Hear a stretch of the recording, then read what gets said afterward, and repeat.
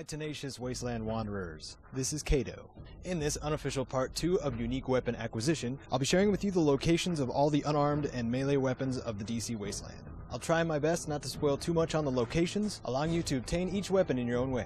We begin with the 3 unarmed weapons of the DC Wasteland, first one being Plunkett's Valid Points. This can be found in the Arlington House of the Arlington Cemetery. To retrieve this, you must have the Lawbringer perk, because the person who has it in their possession is also a bounty for the regulators. Now allow me to explain why Plunkett's points are valid. These are the only knuckles with a doubled crit chance multiplier, and compared to your standard spiked knuckles, the base damage has been increased from 9 to 12, and the action point cost for VATS has been decreased from 19 to 15. A prime choice if you enjoy pummeling your enemies in slow motion. Fisto!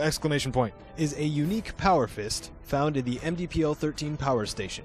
When compared to a regular power fist, Fisto's durability has been increased as well as the base damage from 20 to 25. This will simulate being hit by a cement truck that also happens to have a hydraulic bumper. A valuable weapon to have in your arsenal, even if it's just for when you run out of bullets. The third and final unarmed weapon of the vanilla game is the Shocker, which is found in the flooded metro. Putting aside sexual innuendo, you are looking for a small Wastelander hideout behind one of the double-wide metal doors.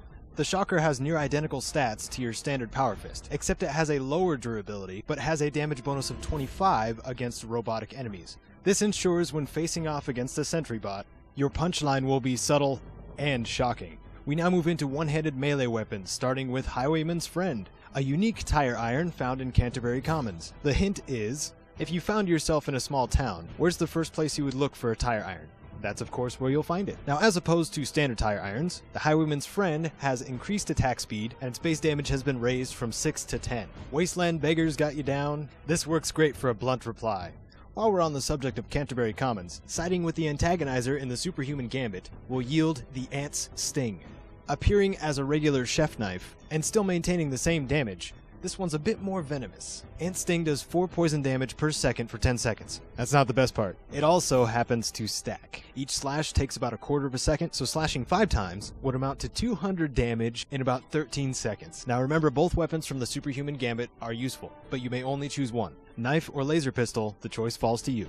If you happen to receive a quest to return to Vault 101, this will be your only opportunity to retrieve the unique switchblade, Butch's Toothpick. It's pretty obvious whose inventory it's in. If there's any question in your mind who has it, you don't belong in Vault 101. Yes, there is a way to get it without killing him. I challenge you to find out how. The main thing about this unique switchblade, its base damage is doubled from 5 to 10, and its crit chance multiplier from 2 to 2.5. On a Talon Company leader in Fort Bannister, you will find Occam's Razor.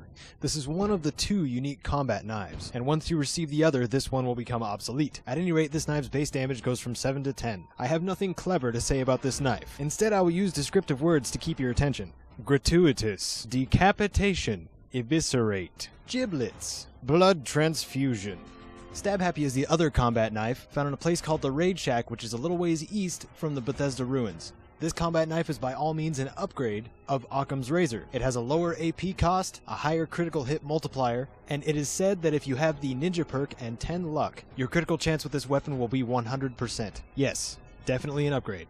This is the last bladed weapon, I swear. The Vampire's Edge, found in Meresti Station, also accessible through Northwest Seneca Station. It is in the room of someone named Vance. You will need a lockpick skill of 75. From the base damage value, Vampire's Edge increases from 10 to 15, and even out of the Chinese officer swords in the expansion, this is the only one with the increased crit chance multiplier of 3 instead of 2, being another one of the top picks for one-handed melee weapons. Moving into two-handed melee weapons, we begin with the Break, a unique pool cue in Paradise Falls. Similar to finding the Highwayman's Friend, where would you find a pool cue? I know I'm here to be informative, but I would have hoped to find it in the trash. It has an extended reach, double base damage from 3 to 6, and a higher crit chance. I myself have yet to find a use for it, but it's still worth obtaining to complete your collection. The one-of-a-kind nail board, called the Board of Education, can be found in the Clifftop Shacks, which is west of Old Olney. This nail board is the very essence of discipline. It is doubly appropriate that it is found in a camp of mutants, seeing as most are inherently dumb, and they will learn not to mess with you one way or another. The damage of this nail board has been increased from 8 to 12. It has a faster swing speed, and unlike the original, it now has a critical strike chance.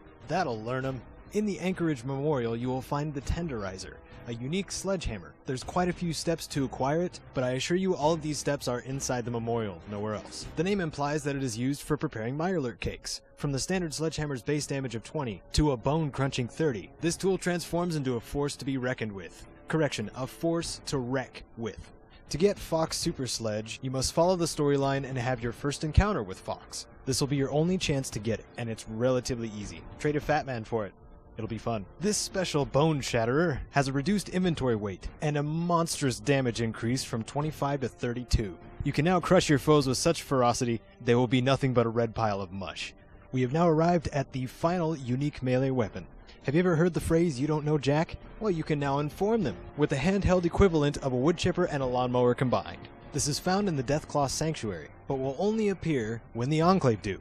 The only differences from a standard Ripper that this one has is a 50% increase in limb damage, and here's the big one, an actual chance to score a critical hit. The original didn't have that. Being this weapon hits so rapidly, each tooth of this weapon has a chance for a critical strike. According to the Fallout Wiki, if you design a character around this weapon for absolute crit chance, you'll be able to kill super mutant overlords within 4 seconds. That's rather quick, and now you know Jack. There's your complete index of all of the melee weapons. Tell me what you think, leave me a comment. Thank you so much for watching, and may you wander the wasteland like you own it.